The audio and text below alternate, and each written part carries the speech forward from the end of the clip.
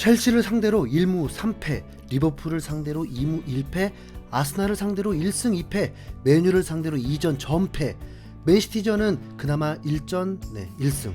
콘테 부임 이후 토트넘이 우승 경쟁 팀들과 맞붙은 결과입니다. 총 13경기 중 승리는 단 2개, 패배는 그 4배인 8개. 과거 무리뉴 감독 시절에는 19전 6승 2무 11패였고 포체티노 감독 시절에는 64경기를 내서 18승을 했죠. 당연히 라이벌 팀의 상황이나 토트넘 내부 사정도 다르지만 그런 복잡한 걸 다 빼고 단순하게 승률만 계산해 보자고요. 포체티노 28%, 무리뉴 31%, 그리고 콘테는 15%. 많은 토트넘 팬들이 콘테 대신 포체티노를 다시 데려오라는 게 확실히 그냥 과거 미화 때문은 아니네요. 한 토트넘 팬은 여기에다가 이런 질문까지 던졌습니다. 지난 시즌 4위를 했던 팀에 1억 7천만 유로를 더 투자했는데 왜 오히려 더 약해진 거지? 2022년 기준 토트넘은 전 세계에서 돈을 가장 많이 쓴 4번째 구단입니다. 리그 1위인 아스날, 2위인 맨시티, 심지어는 PSG보다도 더 많은 역대급 이적료를 지출했죠. 그런데 감독이라는 양반은 프리미어 리그에서 뛰는 팀들은 모두 강하다. 토트넘은 프리미어 리그 팀 아닌가요? 결국 미국의 스포츠 매체조차 콘테 감독을 저격하기 이르렀습니다. 오늘 오전 7시에 나온 따끈한 소식입니다.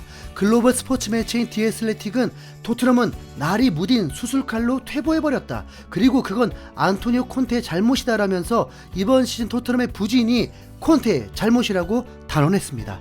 단 한 경기로 어떤 팀의 상황을 재단해서는 안 되지만 이번 북런던 더비는 콘테의 토트넘을 평가하는 쓸만한 기준이다. 그리고 우리가 목격한 것은 절망적일 정도로 뻔한 결과이다. 크리스탈 팰리스와 포츠머스를 상대로 무실점 승리를 거둔 것이 토트넘의 리그 후반기 반전의 시작이었다고 느꼈던 이들도 있다. 그러나 아스날전 패배는 그 기대가 모두 모래성 위에 쌓여 있었을 뿐이라는 걸 보여준다. 콘테는 동의하지 않겠지만 말이다. 와, 생각보다 더 직설적인데요. 이런 디테일한 그림까지 제시했습니다. 이건 작년 5월 토트넘이 아스날에게 3대0 대승을 거뒀을 때입니다. 아무런 이상이 없어 보이죠? 선수들은 다 자기 자리에 있었고 실제로 경기 역시 계획대로 흘러가서 북런던 더비에서 승리했습니다.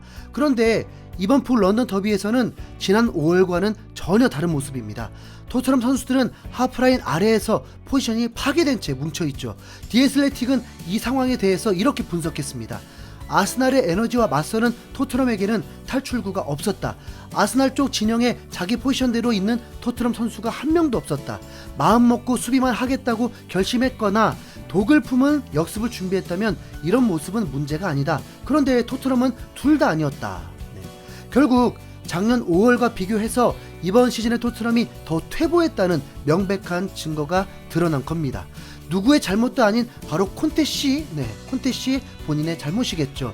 작년 5월과 지금의 토트넘의 차이가 있다면 지금의 토트넘은 더 이상 조직적인 수비를 하지 못한다는 점이다. 토트넘을 이기는 건 어렵지 않고 토트넘은 강팀을 상대로 주도권이 없다. 실제로 그들은 순위가 더 높은 팀들과의 경기에서 모두 졌다. 바로 이 매체가 지적한 부분이 토트넘 팬들이 분노하고 있는 이유입니다. 이제 다가오는 금요일 새벽 5시에 콘테가 유일하게 1전 전승을 한 맨시티를 상대로 원정을 떠납니다. 솔직하게 기대가 좀 되진 않습니다. 토트넘이 맨시티에게 강했던 건 라인을 높이 올리고 압박하는 맨시티가 뒷공간을 파고드는 손흥민을 제대로 제어하지 못했기 때문인데요. 아스널전과 같은 모습이라면 결과는 사실 뻔합니다. 게다가 맨체스터 더비에서 지고 잔뜩 화가 나 있을 맨시티 홈팬들은 토트넘 선수들에게 매우 적대적이겠죠.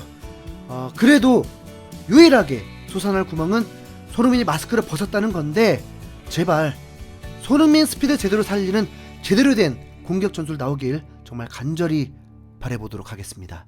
이상 흰수염 고래였습니다. 감사합니다.